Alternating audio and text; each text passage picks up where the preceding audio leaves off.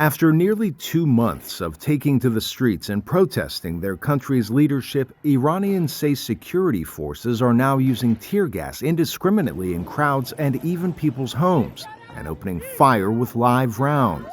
This video from Iran was posted on social media. VOA is not revealing further details about this and other video from Iran in this report due to security concerns. It started in September when Iran's morality police arrested a 22-year-old woman, Mahsa Amini, for what they described as immodest attire. 3 days later, Amini died in a hospital while in police custody.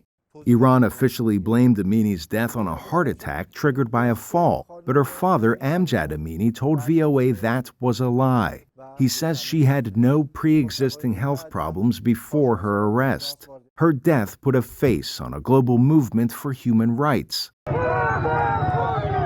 And that's when Iranians took to the streets chanting a popular refrain, "Death to Khamenei," a reference to the country's supreme leader. Worldwide demonstrations followed, demanding human rights and calling for an end to Iran's theocratic government. Unlike previous periods of turmoil in Iran, like the summer 2009 Green Movement protesting the presidential election, the mass demonstrations following Amini's death have no leadership.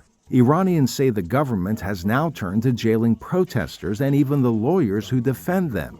Many of them land in Tehran's Evin prison, notorious for housing political prisoners. In October, a fire engulfed parts of the complex and onlookers reported gunshots inside.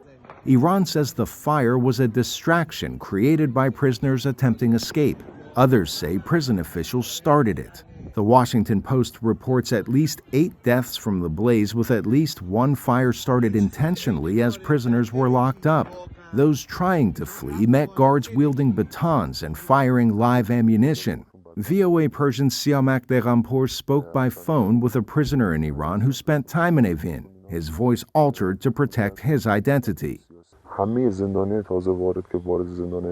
He refutes the Islamic Republic's claim that prisoners tried to escape, saying there is no escape from Evin. He describes heavy metal doors and long stretches of land to cover, and even if those doors came down, prisoners would have to run a long way just to reach waiting guards. And this all happened against the backdrop of the 43rd anniversary of the Iran hostage crisis. In 1979, after taking the staff of the U.S. Embassy in Tehran hostage, religious hardliners claimed power, burying Iran's monarchy and creating instead a theocracy.